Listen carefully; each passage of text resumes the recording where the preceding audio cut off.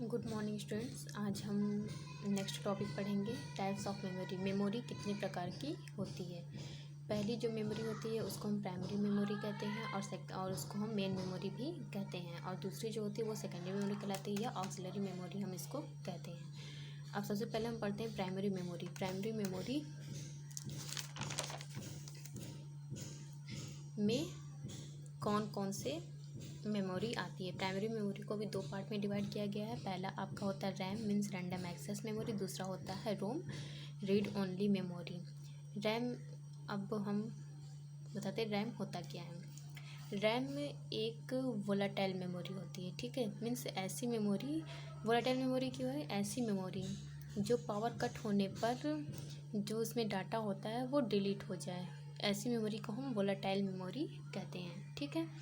और types of RAM, RAM के types भी होते हैं। एक आपका होता है डी रैम यानी डायनेमिक रैंडम एक्सेस मेमोरी, और दूसरा आपका होता है S RAM static random access memory. अब डी रैम के भी 3 टाइप्स आते हैं। इन सब के केवल आपको नाम याद रखने हैं, फुल फॉर्म क्या होता है वो याद रखना है, इसके बारे में डिटेल में जानने की कोई ज़्यादा आवश्यकता नहीं है। पहला आपका है डी रैम में H D RAM. H D RAM का फुल फॉर्म होता है synchronous dynamic random access memory. Second है आपका R D RAM. R D RAM का फुल फॉर्म होता है Rambus dynamic random access memory. D D RAM का full form होता है double data dynamic random access memory. Second है आपका एस रैम। एस रैम का फुल फॉर्म होता है static random access memory. S RAM में भी आपके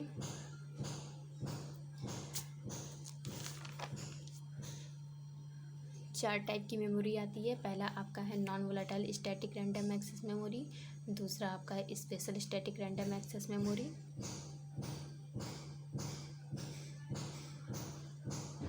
तीसरा आपका asynchronous static random access memory, और चौथा है synchronous static random access memory.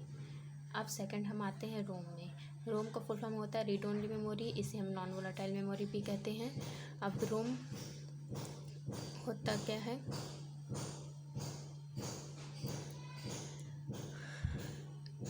रोम बायोस आपने नाम सुना होगा। बायोस मीन्स होता है बेसिक इनपुट आउटपुट सिस्टम। ये एक फर्मवेयर होता है जिसको रोम के अंदर स्टोर किया जाता है। जैसे कि जब हम सिस्टम ऑन करते हैं तो सिस्टम में जो बूटिंग होती है तो सीपीयू में जो प्रोग्राम्स होते हैं वो बूट नहीं होते हैं, पहले वो बायोस में बूट होते हैं। वही बूटिंग आपकी बायोस के द्वारा ही होती है। उसके बाद सिस्टम में सीपीयू में आपकी सारी प्रोसेसिंग स्टार्ट होती है। तो बायोस जो है कि बार बार हम उसको इरेज या डिलीट तो कर नहीं सकते हैं। बार बार हमें जब भी हम सिस्टम ऑन करें तब ये वर्क करेगा, तब इसकी बूटिंग होगी, इसलिए ये रोम में रखा गया। और नॉन जैसे वोलेटाइल का मतलब ये होता है कि जो डाटा हमारा डिलीट हो जाता है वो वोलेटाइल में आता है। तो नॉन वोलेटाइल नाम क्लियर है कि जो डाटा हमारा रोम से डिलीट नहीं होता है, जो डाटा हमारा डिलीट नहीं होता पावर कट होने का, तो उसको हम नॉन वोलेटाइल मेमोरी कहते हैं। अब इसके भी 3 टाइप्स होते हैं। पहला आपका है P ROM. P ROM means होता है प्रोग्रामेबल रीड ओनली मेमोरी, जिसमें केवल प्रोग्राम को रीड किया जाता है, मीन्स प्रोग्राम केवल रहते हैं। E P ROM erasable programmable read only memory. Third है आपका E P ROM electrically erasable programmable read only memory. अब हम आते हैं सेकेंडरी मेमोरी में। सेकेंडरी मेमोरी क्या होता है ये जान लीजिए पहले। सेकेंडरी मेमोरी सीपीयू के बाहर होती है, ठीक है। अब कैसे से भी बाहर होती है, जैसे कि आप पेन ड्राइव का यूज़ करते हैं, सीडी का यूज़ करते हैं, डीवीडी का यूज़ करते हैं, ये सब क्या है, ये सब सेकेंडरी स्टोरेज मेमोरी ही है। और इसको हम एक्सटर्नली यूज़ करते हैं, बाहर से हम इसको लगाते हैं, अलग से लगाते हैं। इसकी स्टोरेज कैपेसिटी मेन मेमोरी से अधिक होती है। मेन मेमोरी की तुलना में इसकी स्पीड और कॉस्ट बहुत ही कम होती है। इसमें स्टोर किए गए डाटा को फ्यूचर में यूज़ कर सकते हैं। सेकेंडरी स्टोरेज का यूज़ क्यों किया जाता है, ताकि अगर हम कोई इंपॉर्टेंट चीज़ है या फ़ोटो वगैरह हम या कोई वीडियो वगैरह हम रखते हैं ताकि हम उसको फ्यूचर में आगे कभी भी देख सकें, ठीक है।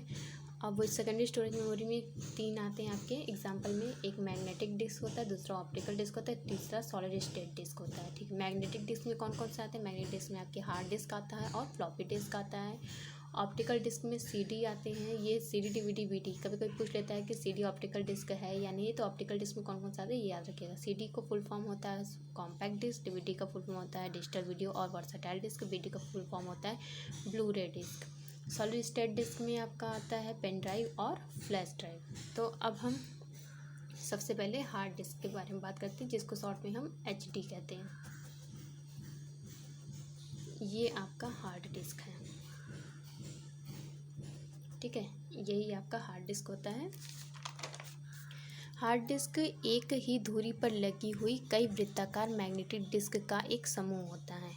मीन्स हार्ड डिस्क में कई प्लेट्स, जैसे सीडी को सर्कल प्लेट्स होती है, वैसे इसमें भी हार्ड डिस्क में कई प्लेट्स लगे होते हैं जो एक एक समांतर दूरी पे लगे होते हैं, ठीक है। और जितने भी प्लेट्स होते हैं उन सभी में हेड्स लगे होते हैं। मीन्स ये देख रहे हैं आप, इसी को हम हेड्स कहते हैं, ठीक है, ये आपका हेड्स कहलाता है।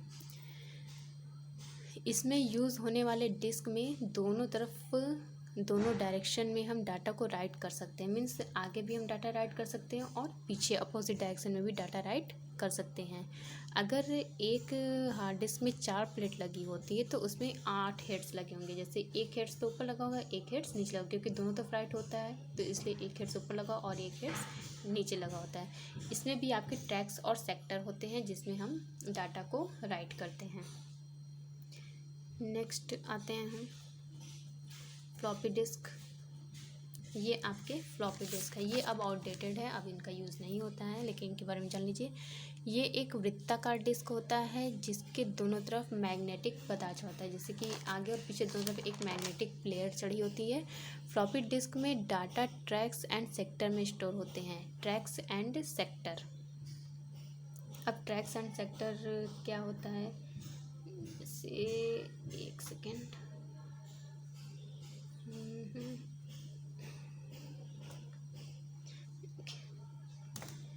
जैसे ये आपका ये सर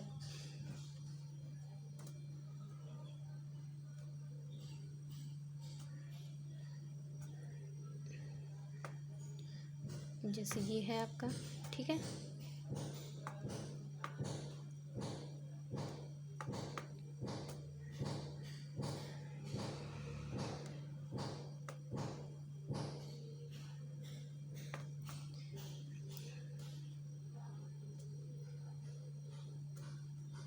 अब इसमें जो ये जैसे सर्कल में ये जो जाता है, जो राउंड राउंड घूमता है, जैसे ये आपका इस तरह से, तो ये आपके ट्रैक्स कहलाते हैं। और जो यहाँ से थोड़ी दूरी पे जो रहता है उसको हम सेक्टर कहते हैं। आप बुक में देखेंगे तो ट्रैक्स और सेक्टर आपको दिखेगा, वहाँ बुक में आपको मिल जाएगा, उसको आप लोग देख लीजिएगा ट्रैक और सेक्टर कौन से होते हैं, ठीक है। फ्लॉपी डिस्क ड्राइव कई अलग अलग साइज़ में आते हैं। फिगर से ही आपका क्लियर हो रहा है कि ये अलग अलग साइज़ में शो होता है, अलग अलग साइज़ में आता है। और इसमें जैसे एक 8 इंच का आता है डिस्क ड्राइव फ्लॉपी डिस्क, उसमें केवल 80 KB का डाटा हम स्टोर कर सकते हैं। इससे क्लियर हो गया कि ये कितनी कम डाटा स्टोर कर सकता है, इसलिए ये आउटडेटेड हो गया है। एक 5x1.4 इंच का, ये नीचे लिखा हो 5.14 इंच का होता है, इसमें 1.2 MB डाटा में स्टोर कर सकते हैं। एक 3.1/2 इंच का आता है, उसमें 1.44 MB का डाटा हम स्टोर कर सकते हैं। नेक्स्ट आपका है कॉम्पैक्ट डिस्क। ये तो जनरली सभी लोगों ने देखा होगा। देखिए इसमें जैसे ये है, ये जो ब्लू कलर का दिख रहा है इसको हम सेक्टर कहते हैं, और ये जो सर्कल सर्कल घूमता है इसको हम ट्रैक्स कहते हैं, शायद गलत हो गया। अच्छा चलिए, कॉम्पैक्ट डिस्क में आप देख लीजिए होता है यह एक प्रकार का डिस्क होता है जिस पर डाटा सिर्फ एक बार लिखा जाता है। इसमें केवल डाटा एक बार लिखा जाएगा, बार बार नहीं लिखा जाएगा, और हम उसको चाहे जितनी बार पढ़ सकते हैं, ठीक है। जैसे कोई CD वगैरह मूवी की आप लेके आते हैं, एक ही बार ना उस पर मूवी राइट की गई होगी, लेकिन आप जब चाहें जितनी बार चाहें उस मूवी को देख सकते हैं। यह एक प्लास्टिक की बनी हुई डिस्क होती है जिसकी भीतरी परत एल्युमिनियम की बनी होती है। इसमें डाटा स्टोर करने का प्रोसेस मैग्नेटिक डिस्क से अलग होता है, ठीक है। मैग्नेटिक डिस्क में आप क्या कहते हैं, हार्ड डिस्क और फ्लॉपी डिस्क आते हैं, ठीक है। मैग्नेटिक डिस्क पर मैग्नेटिक मार्क बनाए जाते हैं, जबकि CD पर डाटा पिट्स में होता है, गड्ढा और लैंड के रूप में स्टोर किया जाता है। और उसमें किसमें होता है, ट्रैक्स एंड सेक्टर में होता था। CD स्टोरेज कैपेसिटी 700 MB तक होती है, ठीक है। अब नेक्स्ट हम आते हैं DVD में।